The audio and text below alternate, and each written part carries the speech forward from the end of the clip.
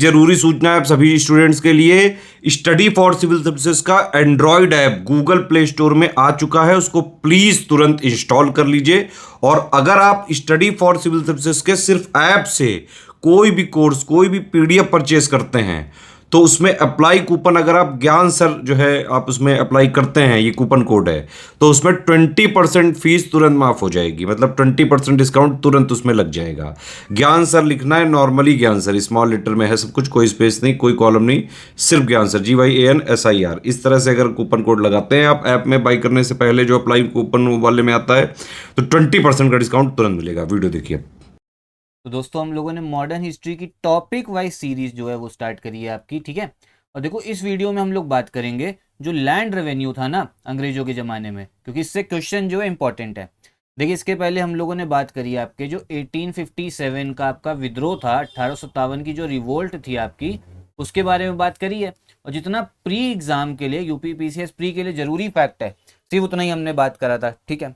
आज की वीडियो में जो आपका लैंड रेवेन्यू पॉलिसी है, भू राजस्व, और इसमें मेन आपकी 3 है, आपको सिर्फ 3 याद रखनी जिससे क्वेश्चन जो है पूछा जाता है, ठीक है। तो सबसे पहले हम लोग स्टार्ट करते हैं, तो सबसे पहले वाली है उसको हम लोग बोलते हैं परमानेंट सेटलमेंट। कौन सा बोला जाता है? Permanent settlement. अच्छा, जो कंपाइलेशन है ये आपका इंग्लिश में भी है, हिंदी में भी है, तो परेशान ना होइएगा, ठीक है। पहले इंग्लिश में समझा दूंगा, फिर हिंदी में भी मैं आपको बता दूंगा, ठीक है, ताकि कोई दिक्कत ना हो। तो ये परमानेंट सेटलमेंट, अब देखो इसके बारे में आपको ध्यान क्या रखना है। जो आपका परमानेंट सेटलमेंट है ये आया कब है? पहली चीज तो ये आपका लागू हुआ है 1793 में, 1793 में, ठीक है। किसने इंप्लीमेंट किया ये क्वेश्चन आता है, ये करा आपके लॉर्ड कॉर्नवालिस ने, ठीक है। 1793 पे आया परमानेंट सेटलमेंट, इंप्लीमेंट किसने किया? लॉर्ड कॉर्नवालिस ने करा है, सबसे पहली चीज। अब इसमें क्या था ना, ये परमानेंट सेटलमेंट को आप लोग, इसको बहुत लोग जमींदारी सिस्टम भी बोलते हैं। इसको परमानेंट सेटलमेंट को क्या बोला जाता है? जमींदारी सिस्टम। अब आप कहोगे भैया जमींदारी सिस्टम क्यों बोला जा रहा है, ये तो परमानेंट सेटलमेंट है। तो रुकिए मैं जरा आपको समझाता हूँ। देखिए था क्या ना, अंग्रेजों ने क्या करा था, आपका जो परमानेंट सेटलमेंट है, अच्छे से समझना है तभी आपको याद भी होगा। 1793 में अंग्रेजों ने कहा, जो आपके ब्रिटिशर्स हैं, उन्होंने कहा कि अगर हम सीधा जो है टैक्स, अगर देखो टैक्स अगर हम लेंगे किससे? किसानों से। अगर हम सीधा टैक्स लेने लगे तो भैया बड़ी दिक्कत है, हमें बड़ा मेजरमेंट करना पड़ेगा, पूछना पड़ेगा, उसके बाद में ये फालतू की लफद्दर होगी। तो अंग्रेजों ने कहा कि यार ऐसा करते हैं, किसानों से नहीं लेते हैं, हम क्या करते हैं, बीच में एक ऐसी क्लास ढूंढते हैं जो आपका भारत में हिस्टोरिकली भी, जिनका क्या कहते हैं, कहीं ना कहीं दबदबा रहा है, ठीक है। तो इस समय अंग्रेजों ने ढूंढा किसको? अंग्रेजों ने इस समय पे ढूंढा आपके जमींदार लोगों को, ठीक है।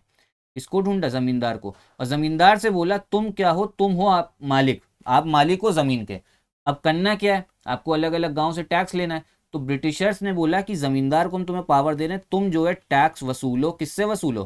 किसानों से वसूलो, जो आपके आप फार्मर्स हैं उनसे टैक्स वसूलो, ठीक है। तो कुल मिला के फिर से अगर हम समझें तो सिस्टम क्या है, ये सिस्टम भैया था आपका, अगर हम बात करें, अंग्रेजों ने बोला कि हम जो है टैक्स, हमें लेना तो किसानों से, लेकिन हम डायरेक्ट जो है लेंगे नहीं। क्या करेंगे, बीच में एक जमींदार जो है क्लास बैठा दी, बोला तुम हो जमीन के मालिक, तुम क्या करोगे, तुम टैक्स वसूलोगे किसानों से, ठीक है। उसका एक हिस्सा तुम अपने पास रखना और बाकी जो पैसा है तुम हमें दे देना, अंग्रेजों को दे देना, समझे। इसीलिए इसको क्या बोला जाता है? जमींदारी सिस्टम। क्योंकि बीच में एक आपकी क्लास थी जो जमींदार थे, जो क्या करते थे, टैक्स वसूलते थे आपके किससे? किसानों से वसूलते थे, ठीक है। इतनी बात समझ में आई? ठीक, अब आगे देखते हैं जरा। अब इसमें क्वेश्चन क्या पूछा जाता है, पहली चीज तो ये आप पूछी जाएगी आपसे कि जमींदारी सिस्टम बोला जाता है परमानेंट सेटलमेंट को, ठीक है।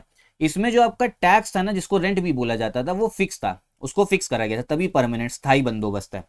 और इसमें करना क्या था, जमींदार अपना कितना हिस्सा रखता था? जमींदार रखता था हिस्सा अपना 1/11, मतलब 1/11 हिस्सा किसका था? वो था आपके जमींदार का। क्वेश्चन आता है, जमींदार कैप्टा शेयर 1/11, ठीक है, विद हिमसेल्फ फॉर सर्विसेज। कौन सी सर्विस? क्योंकि वो टैक्स वसूल रहा है किसानों से अलग अलग जगह जाके और फिर अंग्रेजों को दे रहा है। ये आपका सिस्टम इंप्लीमेंट कहाँ करा गया था? ये करा गया था आपके बंगाल, बिहार, उड़ीसा, बनारस, कर्नाटका। मतलब ऐसा समझो, बंगाल, बिहार, उड़ीसा, आपका जो 3 मेन राज्य हैं, बंगाल, बिहार, उड़ीसा और बनारस। बनारस तो अलग उस समय जमींदारी थी, तो 4 आपकी, ये चीज ध्यान रखो। कर्नाटका इतना इंपॉर्टेंट नहीं है। एक बार अगर आप ये मैप देखोगे तो इसमें आपको देखो समझ में आएगा यहाँ पर दिख रहा है कौन सा, परमानेंट सेटलमेंट, ठीक है, बंगाल, बिहार और उड़ीसा में मेन आया था, ठीक। सबसे पहले जो आया वो परमानेंट सेटलमेंट ही आया 1793 में। अब जरा एक बार हिंदी में देख लेते हैं, क्या बोलते हैं इसे, स्थायी बंदोबस्त बोला जाता है। कब लागू हुआ, 1793 पे। किसने करा, लॉर्ड कॉर्नवालिस ने, ये क्वेश्चन आता है। इसी सिस्टम को जमींदारी सिस्टम भी बोलते हैं। मैंने आपको भी बता ही दिया कि जो अंग्रेज थे वो टैक्स जो थे, क्या कहते हैं, सीधा जो अंग्रेज लोग थे सीधा टैक्स जो है किसानों से नहीं लेते थे, वो किससे लेते थे, बीच में क्लास थी जमींदार, उससे लेते थे, ठीक है, अभी समझा ही दिया मैंने। उसके बाद में यहाँ पे जो आपका कर था, जो मतलब रेंट था, वो निर्धारित मतलब परमानेंट कर दिया गया था उसे। जमींदार अपना हिस्सा रखता था 1/11। व्यवस्था कहाँ लागू हुई है, बंगाल, बिहार और उड़ीसा में। और कर्नाटक, आप बनारस भी बोल सकते हो। कर्नाटका का बहुत छोटा सा हिस्सा है, लेकिन काम का इतना नहीं है, ये पूछा नहीं जाता। मेन जो ध्यान रखना है बंगाल, बिहार और उड़ीसा, ठीक है, समझ में आया। दोस्तों यहीं पर वीडियो भी खत्म करते हैं। और आप लोगों ने अभी तक हमारी अगर टेस्ट सीरीज नहीं लगाई है तो उसको ज़रूर लगाइए, यूपी पीसीए 2024 के लिए।